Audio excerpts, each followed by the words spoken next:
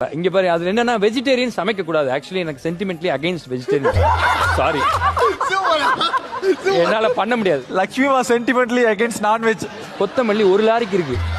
அந்த ஒரு லாரி ஆமா சார், இங்க பாருங்க சார், கொத்தமல்லி எதுக்கு?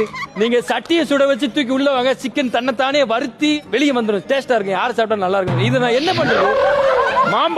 மாம்பழம், பைனாப்பிள், மாதுளம்பழம், இன்னொரு கருமா என்னமோ அண்ணாச்சி. ராஜு அதெல்லாம் வச்சு என்ன பண்ண போற? எனக்கு என்ன சார் தெரியும் சார். அது கூட இட்லி பொடி வச்சிருக்காங்களா? அது இட்லி பொடி. அதான் எதுக்கு இட்லி பொடி இதுக்கு அதுக்கு என்ன சம்பந்தம் தெரியல. இன்னொன்னு இறைவன் கொடுத்த பழம் இதெல்லாம் அப்படி வச்சுட்டாலும் நல்லா இருக்கும். சட்டியா ஊற வச்சிருக்காங்க. கொண்டை கடலை, ஜட வச்ச கடலை, பருப்பு. எதுக்கு எனக்கு பாருங்க. இன்னொன்னு அதுல ராஜு நவதானியம் நான் அது லைஃப்ல எடுத்துக்க மாட்டேன். ஃபர்ஸ்ட் சாப்பிட மாட்டேன், நானு யாருக்கும் கொடுக்க மாட்டேன். இன்னொன்னு அதுல நான் மைதான்னு எழுதிருக்கு, வீட்டுன்னு எழுதிருக்கு. யாரு அவனுங்கன்னு தெரியல.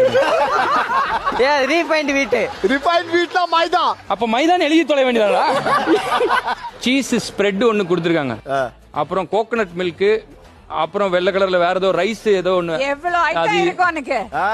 என்னென்ன பண்ண 10 டிஷ். ஒரு ஐட்டம் எனக்கு தெரிஞ்ச மாதிரி வச்சா தானே.